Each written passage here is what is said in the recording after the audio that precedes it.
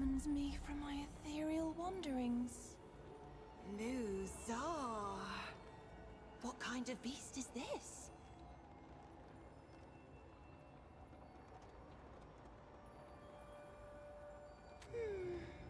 Paxel Tech. I can share my wanderings with you. But first, I seek the knowing, the truth of nature held within your ark. You want to answer? So I will ask.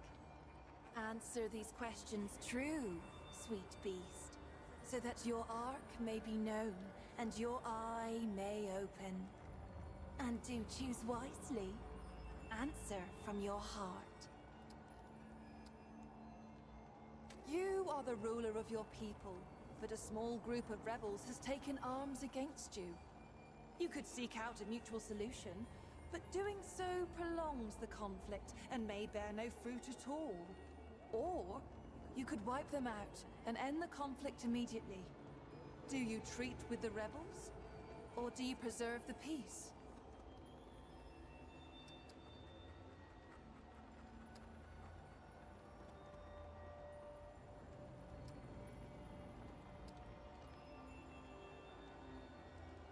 You'd be surprised how little I hear that response. Your closest friend is about to be wed. It is the day of the ceremony, and all are happy. But for you have learned that your friend's betrothed has had a liaison. If you tell them, it will ruin their grand day. If you don't, it may lead to later grief.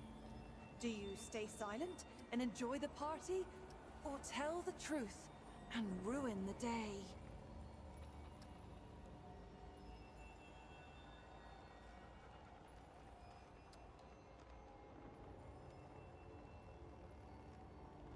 Well done. It is wartime, and you and your 2 children, ages 8 and 5, live in a territory that has been captured by the enemy. Among the enemy is a Lemire, who performs painful experiments that inevitably lead to death. He demands one of your children, the weaker one, giving you 24 hours to bring them to his laboratory. If you refuse, enemy soldiers will come for all of you. Do you give up one of your children, or face the threat of enemy soldiers? Fascinating. You lead a mountain expedition that is stranded in the lofty reaches. Your retinue includes a family of 6 with an inherited nutrient deficiency. One individual's kidneys contain large amounts of this nutrient. The family can be saved if you remove this individual's kidneys to extract the nutrients. The would-be donor is opposed to this plan. They will not die, but their health will be forever compromised. Do you save the family, or do you let the family suffer by sparing the unwilling donor?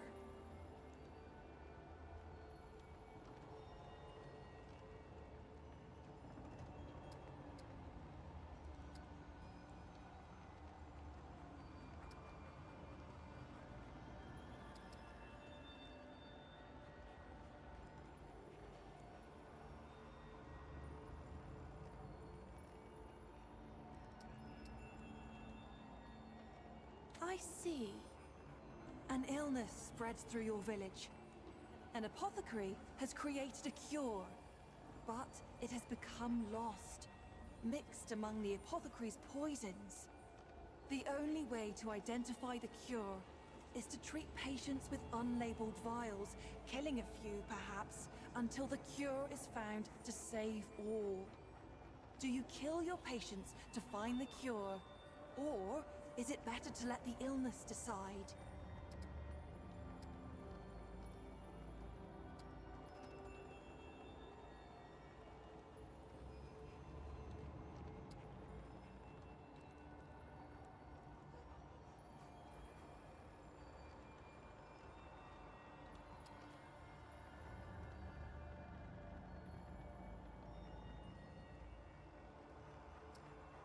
It's not every day a question determines the course of your destiny.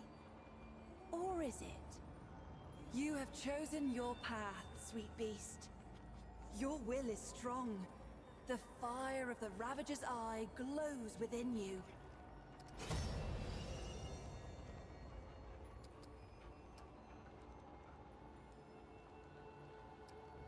In the arc of every being, there are two eyes. We may see out of either. The Ravager's eye is dynamic, driven, and endlessly hungry. Yet for all its power, the eye of the Ravager rarely sees beyond its own satiation. The Doe's eye sees only what is before it. It is a most mysterious presence. By answering true, sweet beast, you give me a wink. And now, the gifts of your dominant eye. Would you care to hear a tale? It is about those who see as you do. I will tell you the tale of Belgov, who also saw. Belgov lived in the era before the Root first bedeviled the Pan and nipped at their hairy hooves. Belgov was Drinkmaster of Flint, a village beyond. One day, when Belgov was traveling far afield, Flint was raided by bandits.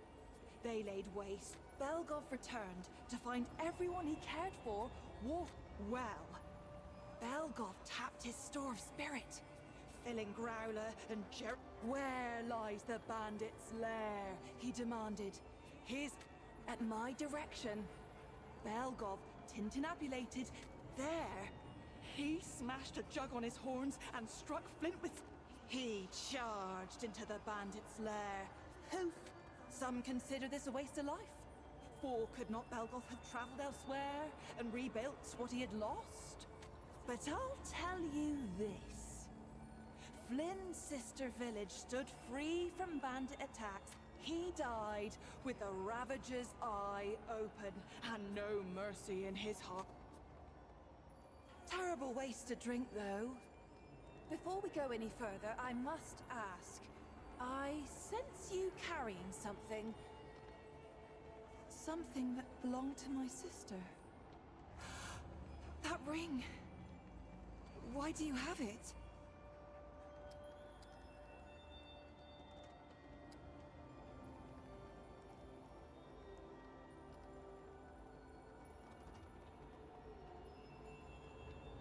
It is my sister's ring.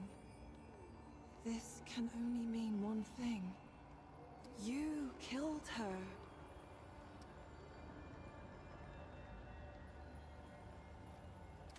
The mortal misunderstands. What you destroyed was not my sister. Not as I knew her. The Root had consumed her. She suffered in that form. You, on behalf of all of my sisters, thank you. Keep her ring and treasure it with our gratitude. Truly? Thank you, sweet beast. You will be forever honored among us. However, I cannot let you go empty-handed. You should have this. Now, what can I do for you?